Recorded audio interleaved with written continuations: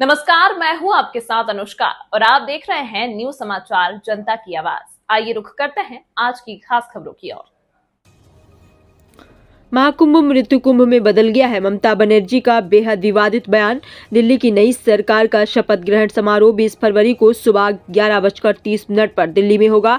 19 फरवरी को दोपहर 3:30 विधायक दल की बैठक होगी। 20 फरवरी को शपथ ग्रहण समारोह के बाद एनडीए मुख्यमंत्री और उप मुख्यमंत्री सम्मेलन भी होगा। तो आइए देखते हैं पूरी रिपोर्ट संवाददाता अभिषेक दुबे के साथ।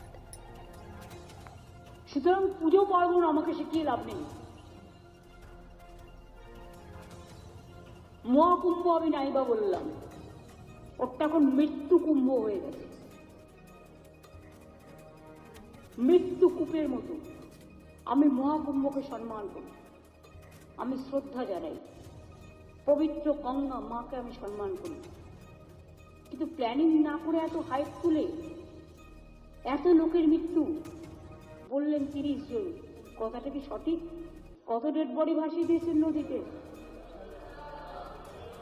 কত হাজার হাজার 8বার আগুন লেগেছে। বড় লোক আর ভিআইপিদের জন্য লক্ষ টাকার ক্যাম্প, আর গরিব লোকেদের সাধারণ লোকেদের জন্য লাইনে দাঁড়ান 15 ঘন্টা 20 ঘন্টা দাঁড়িয়ে, যদি একটা মাদুরেও বসে 2000 টাকা, এক কাপ লাল চাও 500 থেকে 2000 টাকা। তারা যে জায়গাটা গিয়ে স্নান করবে সেটা আলাদা, ভিআইপিদের স্নানের জায়গাটা আলাদা।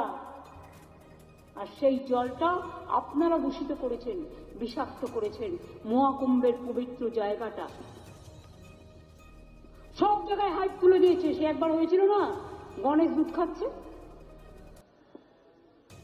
সব ওখানে স্নান করো নাহলে পবিত্র হবে না। মৃতদেহের ওপর দিয়ে যারা এই হাইপ তুলছেন আর টাকা কামানোর জন্য ধর্মকে বিক্রি করছেন, তাদের আমি মন থেকে মেনে নিতে পারি না।